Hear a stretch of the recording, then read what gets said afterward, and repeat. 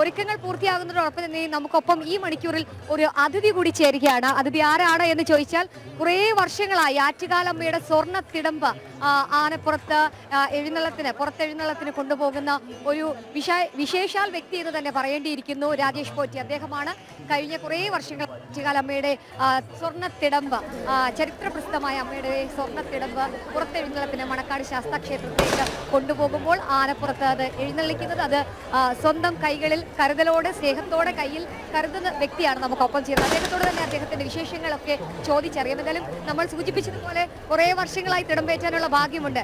എങ്ങനെ കാണുന്നു ഈ ഒരു അവസരത്തെ, ഈ ഒരു നിമിഷം? പരിപൂർണമായി അമ്മയുടെ അടുത്ത് ഇത്രയും വർഷം എഴുന്നള്ളിക്കാൻ സാധിച്ചതിന് വളരെ ഒരു ദേവിയുടെ ശക്തി തന്നെയാണ്. 23 വർഷം കൊണ്ട് ഒരു വർഷവും മുടങ്ങാതെ അമ്മയുടെ തിടമ്പ് ആനപ്പുറത്ത് എഴുന്നള്ളിക്കാൻ കഴിഞ്ഞിട്ട് പാറശാല രഘുനാഥ് പോറ്റി, രാജേഷ് പോറ്റി രണ്ടുപേരാണ് മാറി മാറി എഴുന്നള്ളിക്കുന്നത്. ഇത്രയും വർഷം കൊണ്ടും എഴുന്നള്ളിക്കാനുള്ളൊരു ഭാഗ്യം ദേവി തന്നു. അതിൽ ആറ്റുകാൽ അമ്മയുടെ ഒരു അനുഗ്രഹം തന്നെ പറയാം. 2020 ദേവിയുടെ അമ്പ പുരസ്കാരം നമ്മൾ ആദരിച്ചു. അങ്ങനെ അമ്മയുടെ അനുഗ്രഹം പറഞ്ഞാൽ വളരെ പറയാൻ പറ്റാത്ത വാക്കുകളാണ് ആറ്റുകാൽ അമ്മയെക്കുറിച്ച്.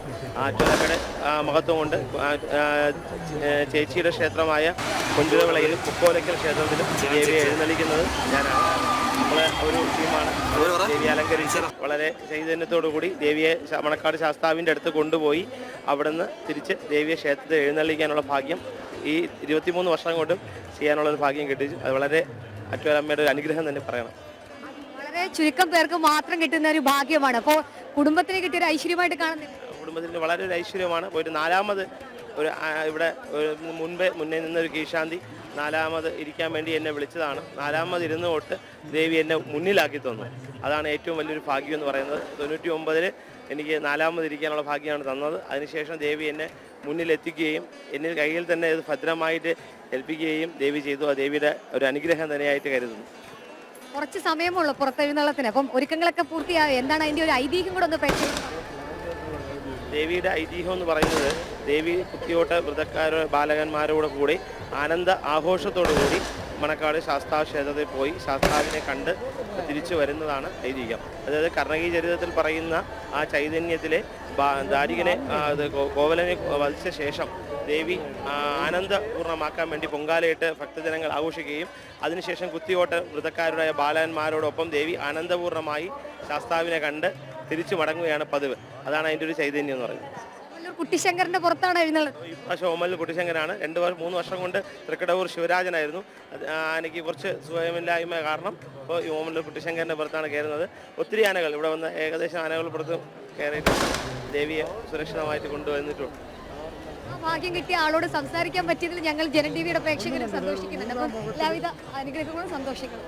എന്നാൽ അദ്ദേഹം സൂചിപ്പിച്ചതുപോലെയാണ് വളരെ ദീർഘകാലമായി അദ്ദേഹമാണ് ആറ്റുകാൽ അമ്മയുടെ തിടമ്പ് അങ്ങനെ ക്ഷേത്രത്തിൽ നിന്ന് പുറത്തെഴുന്നള്ളത്തിന് കൊണ്ടുപോവുകയും അപ്പോൾ ആ പുറത്തെഴുന്നള്ളത്തിന്റെ ഭാഗമാകാൻ 23 വർഷമായി അദ്ദേഹത്തിന് ഭാഗ്യം ലഭിച്ചുകൊണ്ടിരിക്കുകയാണ്. എന്തായാലും ആ ഒരു വ്യക്തിയോട് സംസാരിക്കാൻ കഴിഞ്ഞതിലും അദ്ദേഹത്തിന്റെ വിശേഷങ്ങൾ പ്രേക്ഷകരിലേക്ക് എത്തിക്കാൻ കഴിഞ്ഞതിൽ നമ്മളും സായുജ്യരാണ്. എന്തായാലും ഒരുക്കങ്ങളെല്ലാം പൂർത്തിയാക്കി പാണ്ഡ്യരാജാവിന്റെ നിഗ്രഹം ആ ഒരു ഭാഗം തോറ്റംപാട്ടുകാർ ഇവിടെ ക്ഷേത്രത്തിൽ പാടി അതിന്റെ അവസാന ഘട്ടത്തിലേക്ക് കടക്കുകയാണ്. ഇനിയൊരു 2 മണിക്കൂർ മാത്രമേ ഉള്ളൂ. അനന്തപുരി ഒരു യാഗശാലയായി മാറാൻ ഒരുക്കങ്ങൾ തയ്യാറെടുപ്പുകൾ പൂർത്തീകരിക്കുന്നു. എല്ലാ രീതിയിലുള്ള ഒരുക്കങ്ങളും സജ്ജീകരണങ്ങളും പൂർത്തിയായി. നടപ്പന്തലിൽ ക്ഷേത്ര ദർശനം ഈ മണിക്കൂറിലും തുടരുകയാണ്. ഇപ്പോൾ ഏകദേശം 8:30 8:00 അടുക്കുമ്പോൾ ഇനി 9:45 ക്ഷേത്രത്തിലെ ഏറ്റവും വിശേഷപ്പെട്ട ചടങ്ങ് നടക്കാൻ പോകുന്നത്.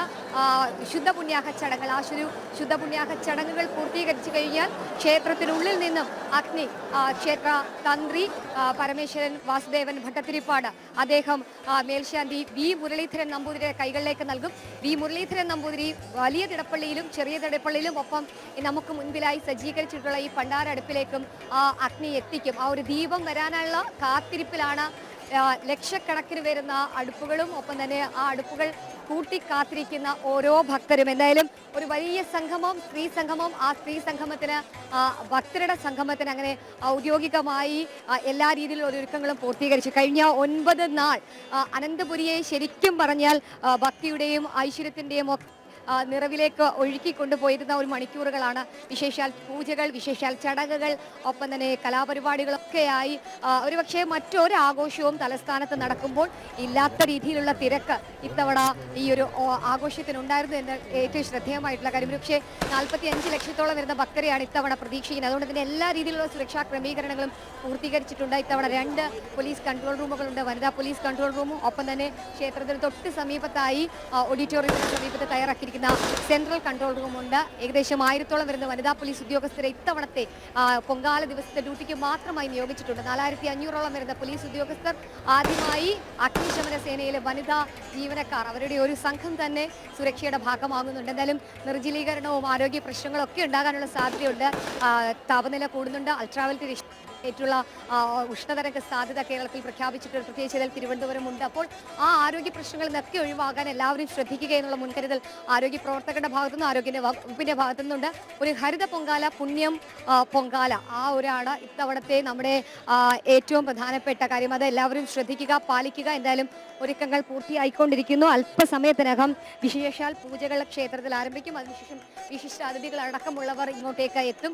ഈ ഒരു ഭാഗത്തായി തയ്യാറാക്കിയിട്ടുള്ള ഭണ്ഡാര അടുപ്പിലേക്ക് അഗ്നി പകരുന്ന ഒരു നിമിഷത്തിനായി കാത്തിരിക്കുക. എന്നാലും ദിവസങ്ങൾ നീണ്ട, ഏകദേശം 1 വർഷത്തോളം നീണ്ടു നിന്ന സമഗ്രമായ ചിട്ടയോടുകൂടിയുള്ള പ്രവർത്തനങ്ങൾ, ആ പ്രവർത്തനത്തിന്റെ അവസാനം കുറിച്ചുകൊണ്ടാണ്, അല്ലെങ്കിൽ ആ ഒരു പ്രവർത്തനങ്ങളുടെയൊക്കെ അവസാന ദിവസം കൂടിയാണ് ഇന്ന് എന്നുള്ളത്. അപ്പോൾ എല്ലാ രീതിയിലുള്ള ഒരുക്കങ്ങളും പൂർത്തിയാക്കി ക്ഷേത്ര ട്രസ്റ്റ് കാത്തിരിക്കുകയാണ്. അപ്പോൾ കുറ്റമറ്റ രീതിയിൽ ഒരു പൊങ്കാല പൂർത്തീകരിച്ച് ഭക്തരെ അവരുടെ വീടുകളിലേക്ക് മടക്കി അയക്കാനുള്ള തയ്യാറെടുപ്പുകളും സജ്ജീകരണങ്ങളുമാണ് ഇവിടെ ഒരുക്കിക്കൊണ്ടിരിക്കുന്നത്. എന്തായാലും ക്ഷേത്ര ദർശനം ഒരു ഭാഗത്ത് തുടരുന്നു. ഇപ്പോൾ 2 മണിക്കൂർ മാത്രമേ ഉള്ളൂ. ആ 2 മണിക്കൂറിനുള്ളിൽ ക്ഷേത്ര ദർശനം പൂർത്തിയാക്കി കിലോമീറ്ററുകൾ അപ്പുറത്ത് തയ്യാറാക്കിയിട്ടുള്ള പൊങ്കാല അടുപ്പുകളിലേക്കും പൊങ്കാല തയ്യാറാക്കുന്ന സ്ഥലങ്ങളിലേക്കും ഒക്കെ പോകാനുള്ള തിരക്ക് ഭക്തജനങ്ങളുടെ നമുക്ക് കാണാൻ സാധിക്കും. ആദ്യഘട്ടങ്ങളിലൊക്കെ നമ്മൾ സൂചിപ്പിച്ചതുപോലെ വളരെ പതിയെ ഈ ഒരു ക്ഷേത്ര ദർശനം തുടരുന്നതെങ്കിൽ ഇപ്പോൾ അത് സ്പീഡായിട്ടുണ്ട്.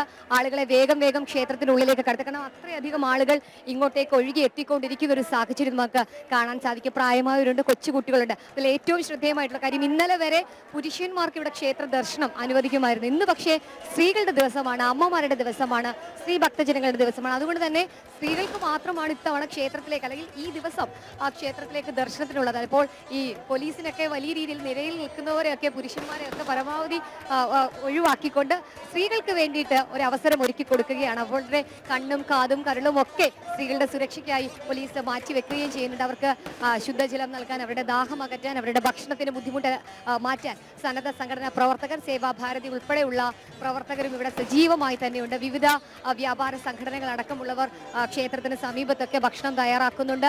ആരോഗ്യവകുപ്പിന്റെ പ്രത്യേക നിർദ്ദേശങ്ങളൊക്കെ പാലിച്ച് അവരുടെ ലൈസൻസോട് കൂടിയാണ് ഭക്ഷണ ക്രമീകരണങ്ങളൊക്കെ ഒരുക്കിയിട്ടുള്ളത്. അങ്ങനെ അനന്തപുരി ഒരു യാഗശാലയാകാൻ ഒരുങ്ങുമ്പോൾ അവർക്ക് ആതിഥേയത്വം നൽകുന്ന തലസ്ഥാന നഗരം ഒരു രീതിയിലും അവർക്ക് ബുദ്ധിമുട്ടുണ്ടാകാതിരിക്കാനുള്ള എല്ലാ തയ്യാറെടുപ്പുകളും സ്വീകരിക്കുകയാണ്. എന്തായാലും അനന്തപുരി മുഴുവൻ ക്ഷേത്ര മുറ്റമായി മാറാൻ ഒരുങ്ങുകയാണ്.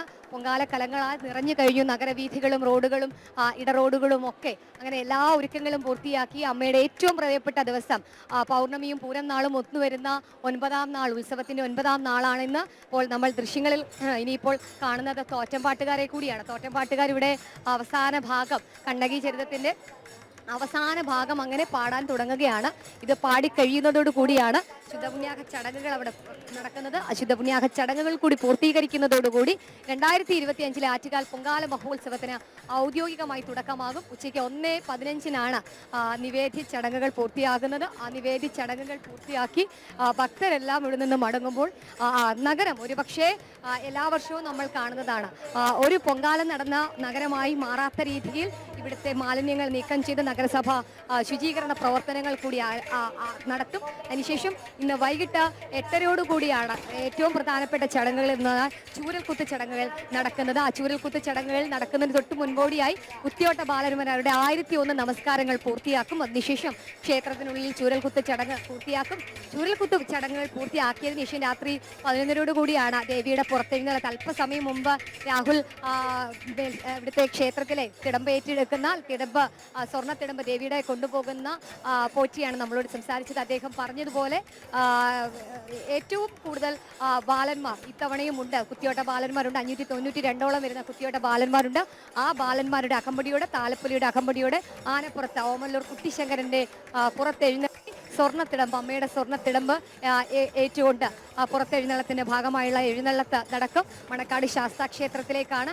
അവിടെ എത്തി സഹോദരനെ കണ്ട് നാളെ രാവിലെയോടുകൂടി ദേവി തിരിച്ച് അകത്തെഴുന്നള്ളത്തിനായി അവിടെ നിന്ന് പുറപ്പെടും.